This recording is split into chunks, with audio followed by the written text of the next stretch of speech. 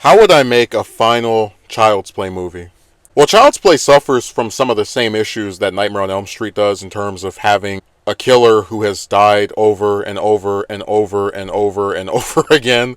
So it's like, how do you sell the idea that this will be the last time you see them, barring a possible reboot? And this is made even more difficult by the fact that the TV show was canceled.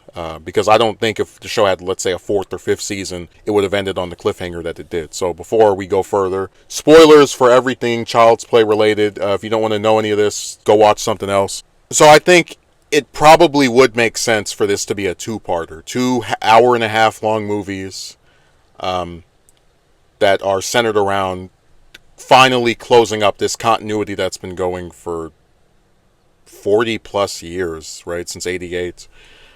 So the last time we saw Andy, if I'm remembering correctly, was him thinking that he had finally destroyed Chucky and going off to his own thing. That's actually one of the criticisms I have of Chucky season 3. Just not like, only time we see Andy is in the dream of him getting murdered. But I would have him realize that Chucky is alive, probably through, because we could have a time skip, right, from when the TV show ended. Maybe give it a few days, a few months. But Chucky is a killer. He's someone who's going to keep on murdering and murdering. So I would have him kind of be something that, like, oh, this person was killed and they found tiny footprints and, just leaving breadcrumbs that Andy is going to piece together and realize, yeah, that probably is my old, foe. And you basically center this first part on Andy trying to save the trio that were turned into the marionette dolls, right? Jake, Devon, and Lexi. And, he has to deal with Caroline now being Chucky's assistant, sidekick, partner in crime, whatever title you want to use, and his attempts to kind of reach her and to basically kind of play this angle of, hey, he's just using you. You loved your sister and your family before. You can. It's too late for your mother, but you can still save your sister. And in a way, it does kind of mirror Child's Play 3 a little bit, right? With Andy being the experienced protagonist who's sort of trying to guide some kid away from Chucky. But yeah, most of this first part would just be Andy trying to reacclimate himself into going after Chucky, trying to figure out where he is, and really just sort of a way of giving that character like the focus that I didn't think he was getting in the show, which was one of my criticisms of it, that you bring back the original protagonist from the first movie, played by the same actor, mind you, and you barely use him. And again, I'm sure if I thought a little bit harder about it, I could probably find something for Kyle to do as well, but just this is mainly a film of Chucky versus Andy, and Andy at the end succeeding in freeing the trio, and then maybe there's like a mass production of dolls, and then for the final movie, this true last Child's Play, right? So that was like the first part of this. For the second part, I would have it to where Chucky has vanished. Maybe it's been a few weeks, a few months. Nobody knows where this killer doll is, but they've mass produced, the good guy doll again. And everybody's got one. It's so popular. Maybe there was a TV show about the good guy doll, and that's what caused it to be as popular as it is. And every now and again, you hear some story about somebody that got murdered or killed, and oh man, the only thing they found was a bloody doll. Oh man, this doll in this state did this. Oh man, this doll over here did that. And you would have Andy really on edge because he knows that Chucky is one of these dolls. So for that first maybe like half hour of this supposed last movie here, you play around with the idea of which one of these dolls is Chucky. Where is he? What state is he in? What city is he in? Hell, did he go overseas? And when you get to the second act, after you've already had Andy just kind of losing his mind, the trio is more collected, more calm. They're grateful to him in terms of, he saved them, but they're also feel like the guy's got some screws loose, and they're just not as paranoid, I should say, or as openly paranoid, even if they still kind of twitch and get scared when they see the doll as well.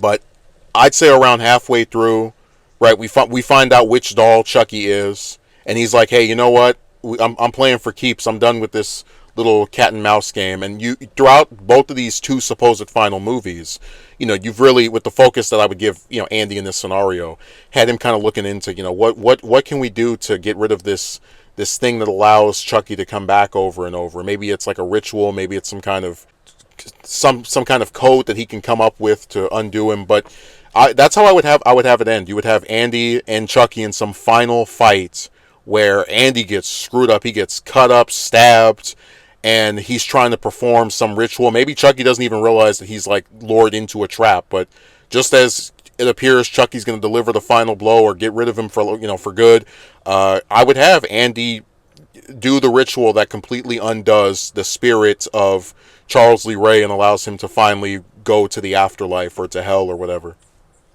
And you could even have the visual of like, I guess they had to put some makeup on Brad Dourif, but you could have the visual of him as a ghost being dragged to his final resting place, right? To symbolize how evil he is, that he's being pulled into the ground. Like almost as if Satan himself is granting mercy on earth for all the murders that have been committed by this damn doll. So again, this is just like a rough idea, right? It would need a lot of fleshing out, but I really think if you give this at least 2 movies, a part 1 about saving the kids after they've been turned into dolls, a part 2 that kind of is that final streak of, because you bring back the mystery of the first movie, because a big part of the first movie was, is this doll alive? And we don't find out until like halfway through when Andy's mother tries to burn him.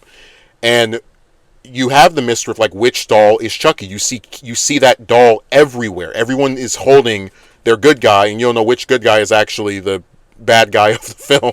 And I had no issue with the main cast of the show, even though I did feel that some of it was a little underdeveloped. But we can talk about that in another video. But I really think if you're going to have a series with as clean of a continuity as Child's Play, and you still have, Andy as an active part of the story, I think it's appropriate that he be the one to finally take Chucky out, to finally be free of this doll. And again, this will not be the last time you ever see Chucky, because they can do reboots, but in terms of that original continuity from 40 years ago, that's how I think it should wrap up, if it ever does. And again, I want this to be planned, so not even like, oh, this will be the next Child's Play, maybe after another 2 or 3 movies, right? After they really feel as if they've told all the stories they can tell, I think this could be a fitting conclusion. I don't want it to be like Saw 3D, where they're like, oh man, we were going to make 2 sequels to Saw 6, but the box office declined, so we'll make this as the last one, except not really when we reboot it in a few years. So I'd like there to actually be a high note for the ending of Child's Play. That would be my preference.